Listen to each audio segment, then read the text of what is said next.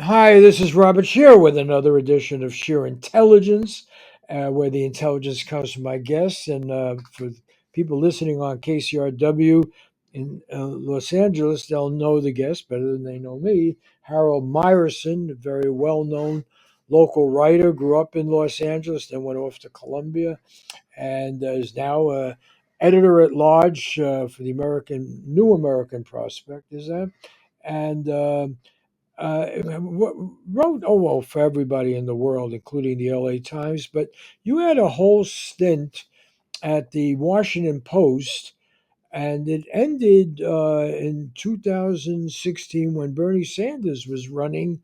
And there's some thought that maybe you were pushed out because you were too inclined towards Bernie Sanders. Is that possible?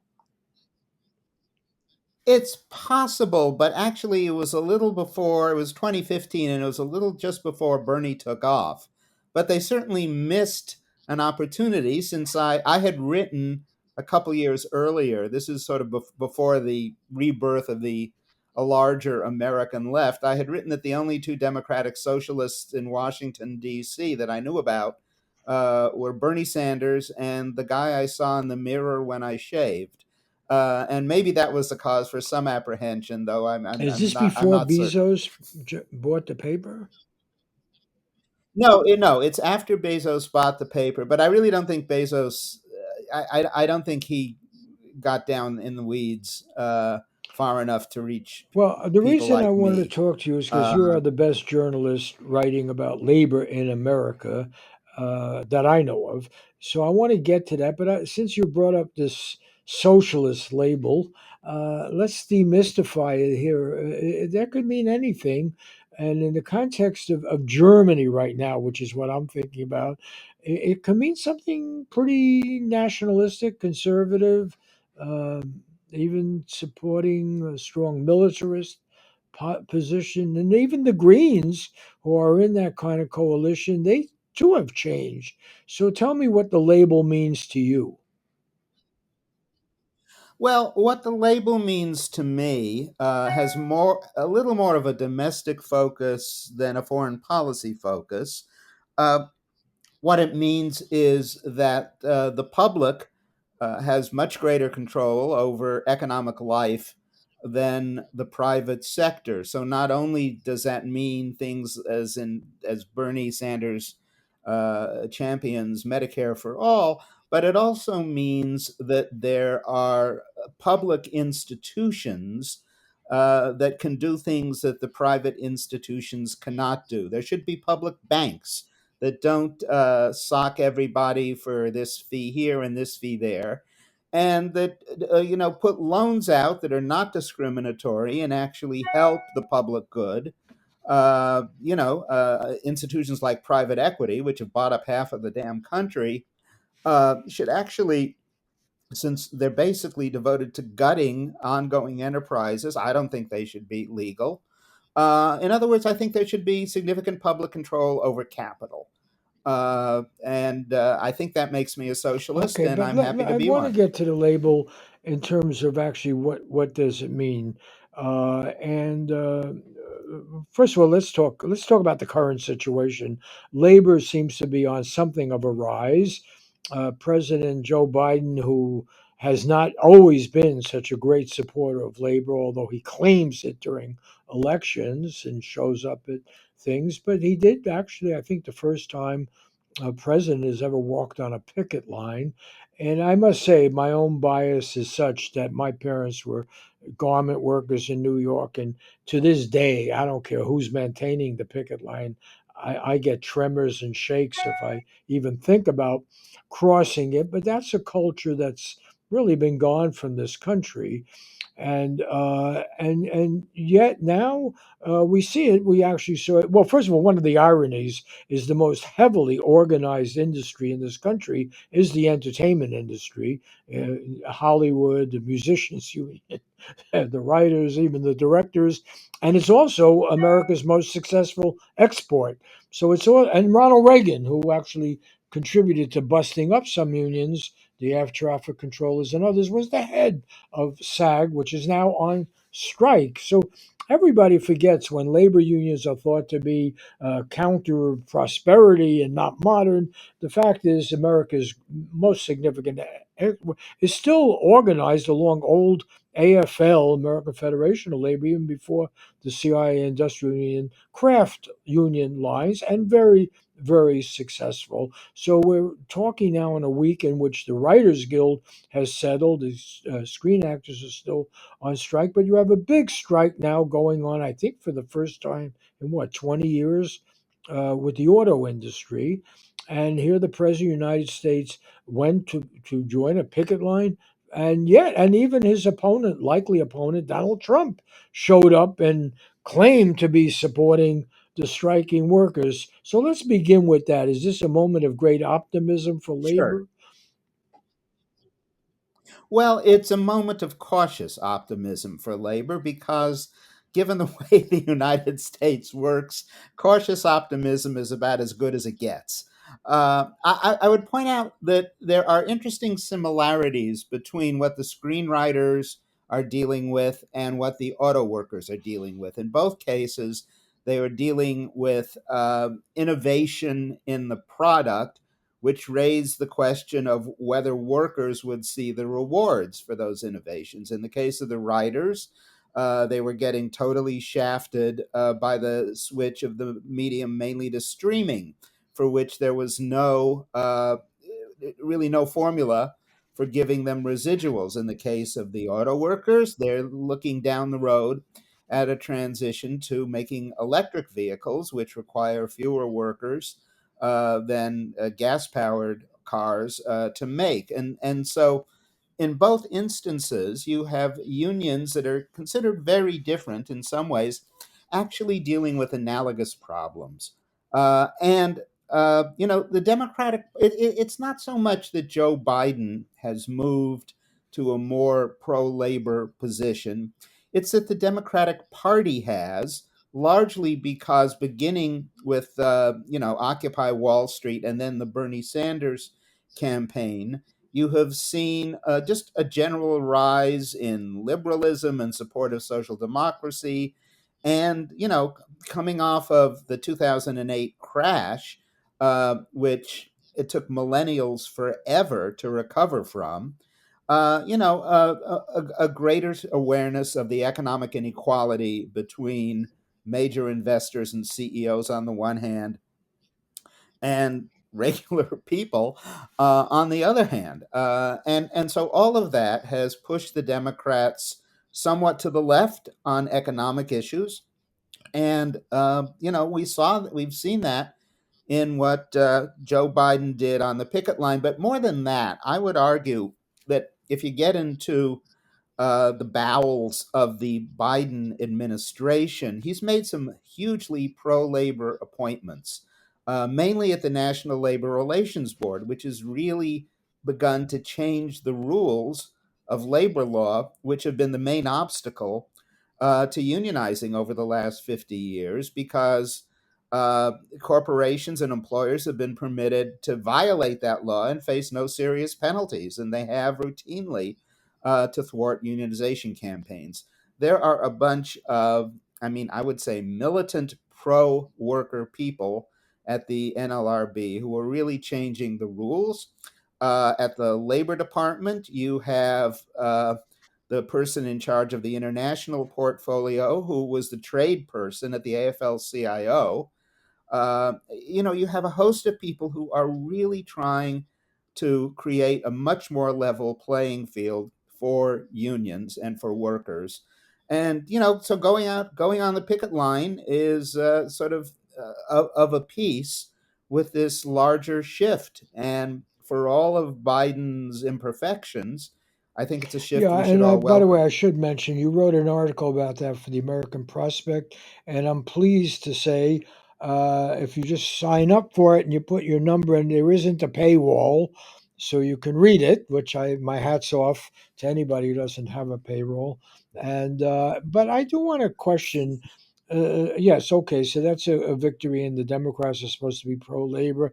But the fact is, if we look at income inequality in America, we have to go back to Bill Clinton And Oh yeah. really since Bill Clinton, I mean, this is something Reagan couldn't pull off. I'm sure he would have liked to, but it's really starts with Clinton and his deregulation of Wall Street and everything else.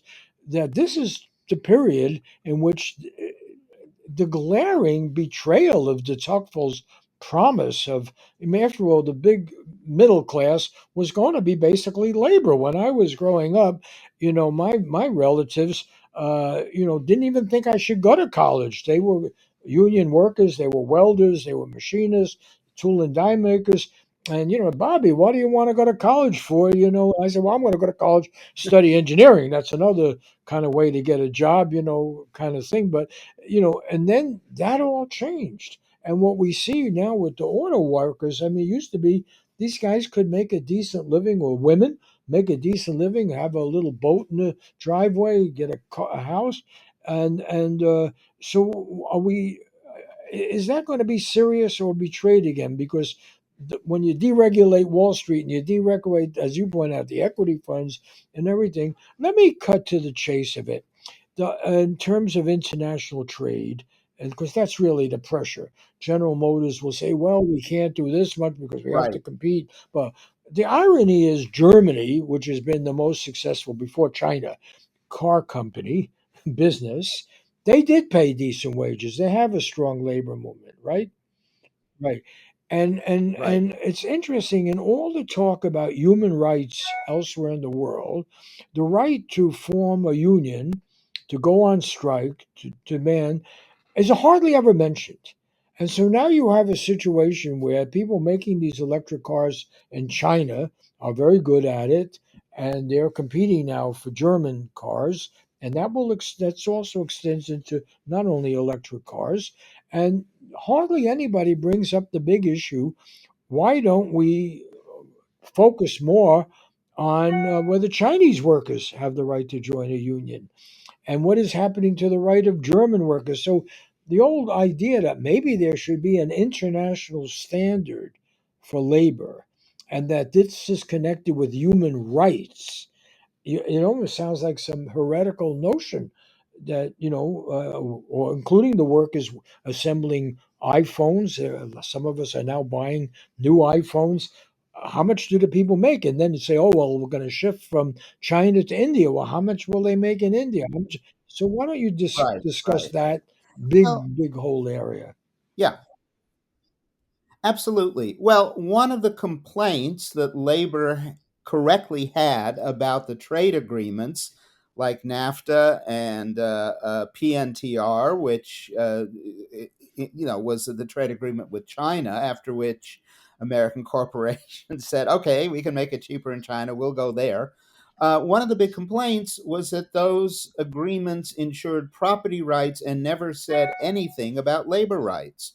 And this, this was part of the neoliberalism which characterized the three Democratic presidents before Biden: Carter, Clinton, and even Obama, who, to the end of his term, was pushing one such more agreement with Pacific Rim countries, though obviously that only helped Donald Trump win the 2016 election. So, uh, what what is now the case is that there's been this really interesting revision of NAFTA, which this was at the insistence of Ohio Democratic Senator Sherrod Brown when the bill was in Congress, that lets the Labor Department jointly intervene when there's the suppression of a union in Mexico. And as I referenced, the international person at the Labor Department, who is a woman named Thea Lee, who was the chief trade person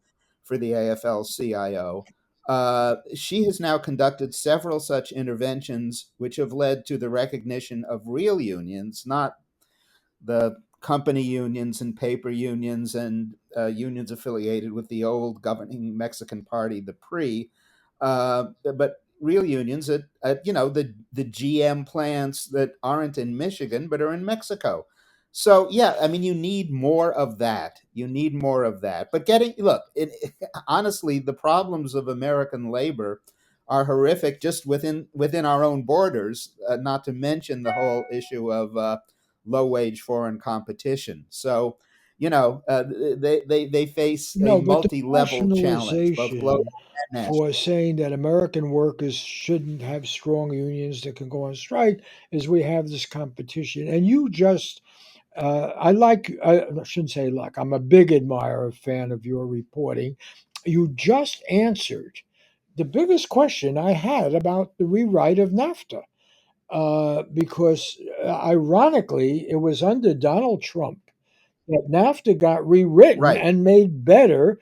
And part of that was there was a provision that the workers in Mexico, I suppose also in Canada, could go to first of all real courts with their case, and they could have real right. unions, and they had to be paid $16 an hour, as I recall. I think I must be the only person in my crowd that bothered to read this whole thing, but they were supposed to be paid $16 an hour at least, Yeah. which was at least by the standards of that part of Mexico, a real salary. And it had to be for 40% of the car. And I thought, where did did Donald Trump know he signed an improvement of NAFTA?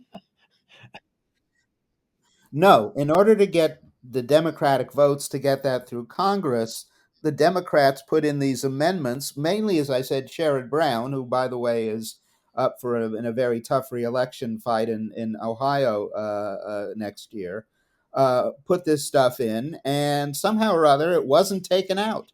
Uh, so, I mean, we know Trump probably has never read a single bill that he signed, but, there are people around him who are literate. Nonetheless, this stuff became the law. And now, under Biden, you have a Labor Department that is, you know, uh, determined to enforce it, and they are. Okay, and as I say, you cleared up a mystery because I kept thinking, wait a minute, how did we get a very Yeah. important improvement in NAFTA under Donald Trump? And so at least he didn't kill it. What is interesting is that the mass media, as far as I know, never even commented on it. It never came up. But in the life of people, and I would take it now going back to the Foxconn plants in China, and I take your point, that improvement has to take place in each country. But the big argument against improvement is we're supposed to be competing with low wage countries, okay? And so I would think, and by the way, I think, I don't know, I guess on NPR, I'm not supposed to endorse anybody or anything, but Sherrod Brown has always been a very good senator, very concerned about all of these kind of issues. Ironically, I met him through Dennis Kucinich the first time. Dennis Kucinich, who's certainly been very strong pro labor, told me Sherrod Brown was really a Yeah. good man, and so I'm willing to give him that credit. But the fact of the matter is, a lot can be done to level this international playing field. And it does have an important effect on human rights because clearly the right to make a decent wage and object to the exploitation and go on strike and so forth should be a very basic human right, and it has been forgotten. So I'm glad. Yeah.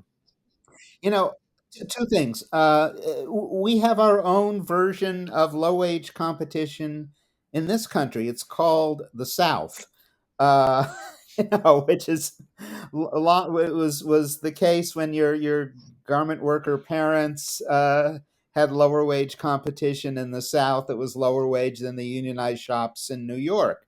It still is a problem. And one of the things I think that's at stake in the auto workers strike is if they win a good settlement, and given the changes in the unionization law that the NLRB has now put forth, that they're going to try again. So far, they have not been successful, but they're going to try again to organize, the Volkswagen and the Hyundai and the Toyota plants in the South, which are all non-union. Also, you mentioned Foxconn, and I want to digress on that for one moment.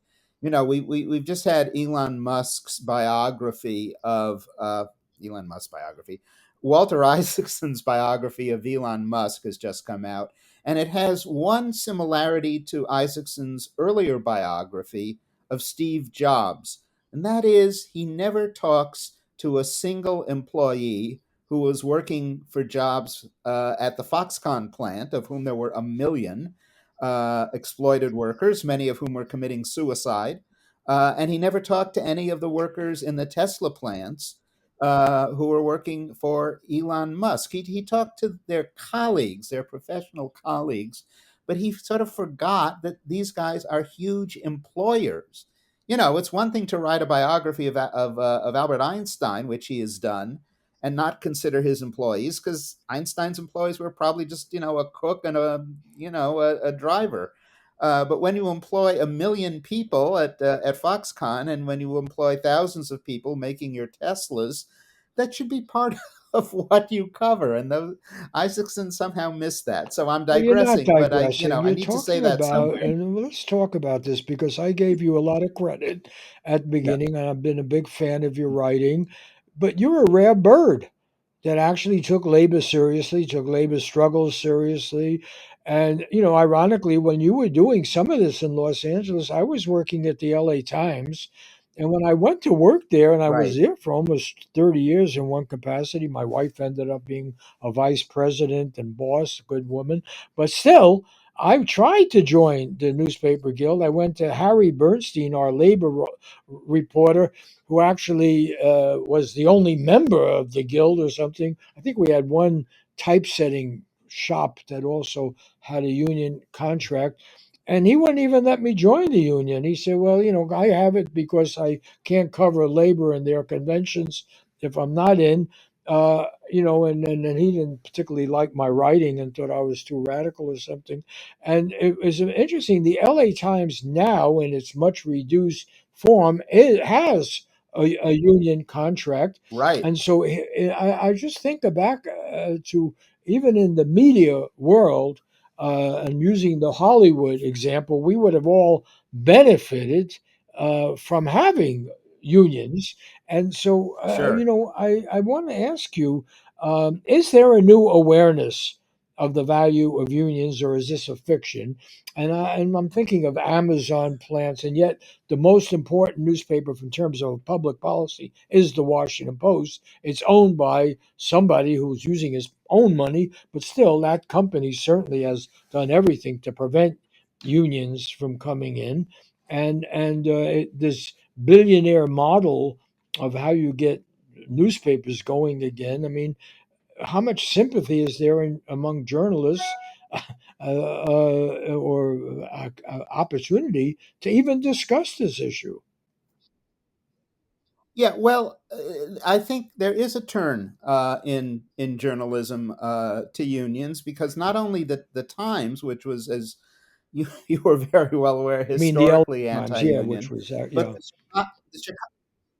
yeah. the Chicago Tribune, which was also historically anti-union. I mean, that was the paper Franklin Roosevelt hated the most. That they unionized as well, but I think this is part and parcel of two things. First of all, public support for unions is at really pretty much an all-time high. Gallup and Pew poll on this every year, in Gallup's case, and every other year in Pew's case, and it's in the last few years it's been about 70% approval rating, which is so far in excess of the approval rating of virtually any other American institution. And it hasn't been this high since the 1960s. So that's one thing. The other thing is that the one category of workers who, even under the National Labor Relations Act, which was, a piece of cheese in which the holes are bigger than the cheese for the companies to go through, um, workers who can't be fired uh, during organizing drives, that's who's been unionizing up the wazoo. If you're a worker at a factory and it's non union and you're trying to unionize, the company just comes in and fires you because they can get your replacement easily, and there are no serious penalties under the law for breaking the law, which says you can't do this. But if you're looking at a union of professionals, you can't assume that there's a ready worker to come in and replace them. And so you've seen huge unionization among the teaching assistants and research assistants at universities. I did a little calculation. The National Labor Relations Board PR person sends me the votes every time these grad students have unionized. And I totaled up all the votes in the last year and a half on university and college campuses for unionizing, and it was at 89% yes. That is a statement of generational approval of unions. These are all young people, and the polls show that more than 80% of young people are pro union. And these are workers who can't be fired. The workers at think tanks have unionized here in DC at Brookings and the Urban Institute. Brookings has been around for 107 years. All of this is in the last, the last period. You're seeing hospital residents and interns unionizing. What makes these workers different from assembly line workers, from retail clerks, and so on, is that the companies can't fire them while they're unionizing because they're not easily replaced.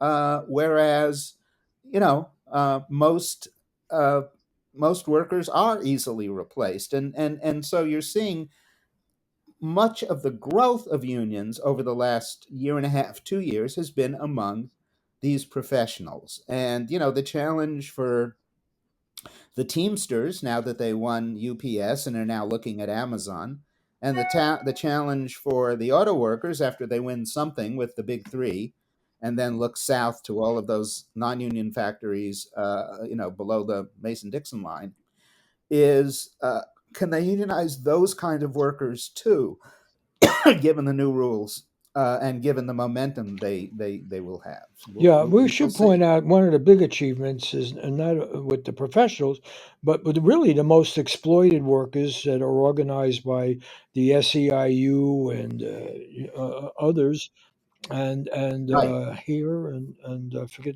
but we've seen that in Los Angeles and other places, and it cuts through the whole. And I know you're limited for time, but God, we hardly ever talk about labor. So let me stretch this a little bit. Okay.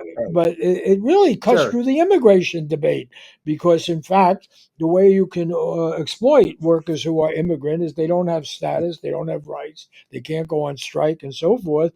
And this came up, and so it's really quite terrific that that's precisely the group of workers that SEIU has been effective in organizing and getting some rights and getting some legal representation. So you don't pit the undocumented against the documented when it comes to a job. We had another mystery, since you cleared up my mystery on NAFTA. Maybe you can clear this one up. It's one of the reasons why I do this, by the way. I do learn, believe it or not, from the people I talk to.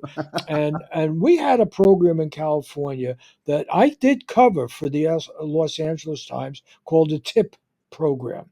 And it was developed when oh my goodness, Pete Wilson, the Republican, was the governor, and he got into all Hmm. kinds of trouble being anti-immigrant after. But he started out as kind of a moderate Republican, had been the mayor of San Diego and so forth. And he had a department store executive, Victoria Bradshaw, I think was her name, that he had appointed as Secretary of Labor. And Victoria Bradshaw, along with Jose Millon, who was then the labor commissioner, she moved up higher, a brilliant lawyer, young lawyer here in Los Angeles. They came up with something called the TIP program. I forget what it stood for, but Targeted Intervention Protection, something. And what it said is, and I went with them on many of these raids, and they exposed the use of slave labor in El Monte, Thai workers, and so forth. It's really quite terrific program. And they would go into a plant or into the field and say, "We're not immigration. We're not here to arrest you. You are potential witnesses. We will protect you. We just want to get your story. Are you being paid in real wages? Are you? Is there a bathroom? Do you get a break?" And these were all laws on the book that were being ignored, including Right. federal laws. And Robert Reich, who was then the Secretary of Labor, say something positive about the Clinton administration, at least that he was Secretary of Labor. Yeah. Well, he was in opposition Yeah, and from so he within in the joined Clinton this administration. thing, and it was incredibly effective. And then under a Democratic governor, Gray Davis, they killed the program. They killed the program, and he never could get anybody to tell me how this happened, and accept that, oh, there were some contributors that have the own the garment factories, and then there were some in the farm community, own farm owners that made a big opposition to it, and they just went away. And as a journalist, I thought, wow, I saw this was an incredibly effective program because they could grab all the material, the garments, or what they could close down the shop until it was adjudicated. People were told their rights. There's even a Smithsonian exhibit, a permanent exhibit of what happened in El Monte, closing down a slave fair. I happened to be on that raid. So you covered all this stuff. And here was an example where the Yeah. Democrats killed a very good program. Well, Gray Davis was always unduly responsive to campaign contributors. That was one of his issues.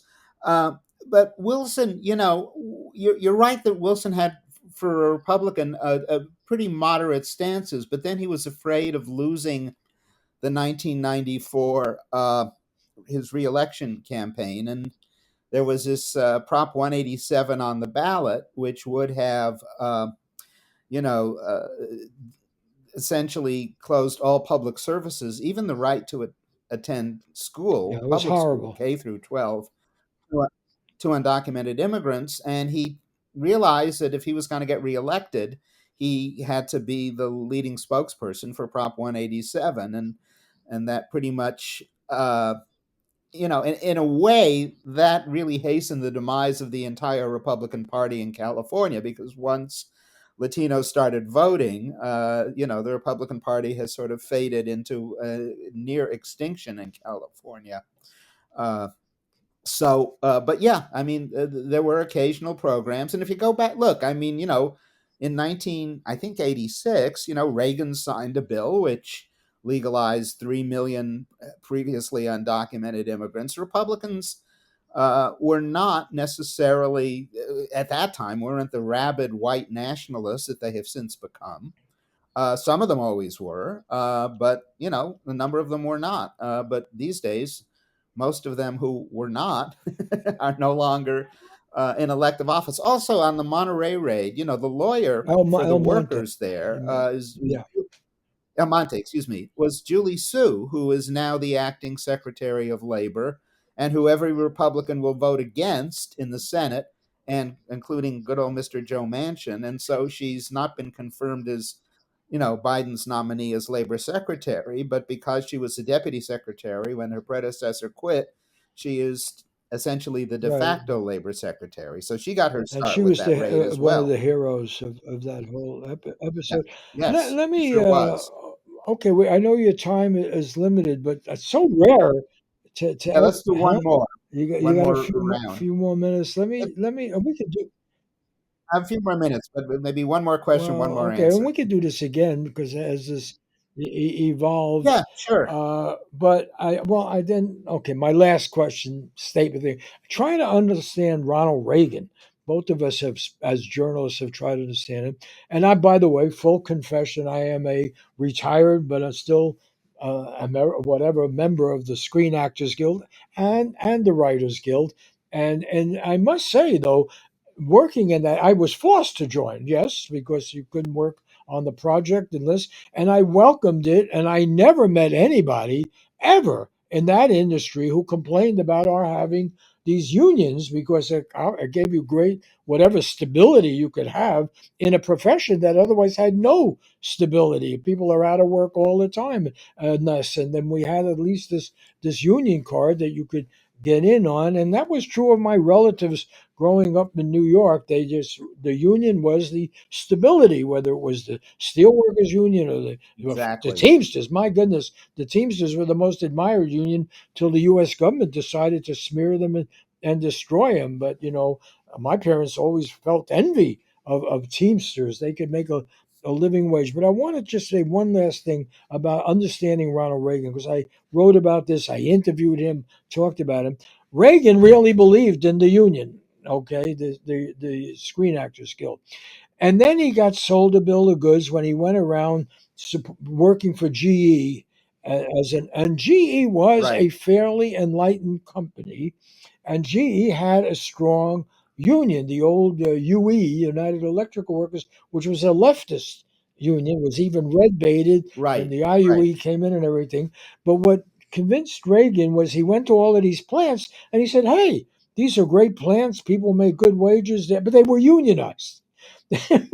But he drank the Kool-Aid that somehow the company was responsible for the progress, not the union. That's always the big issue. Does the union make the company less efficient or more efficient? The argument for Apple and Foxconn, for Amazon, is the union will make us inefficient and that will hurt consumers.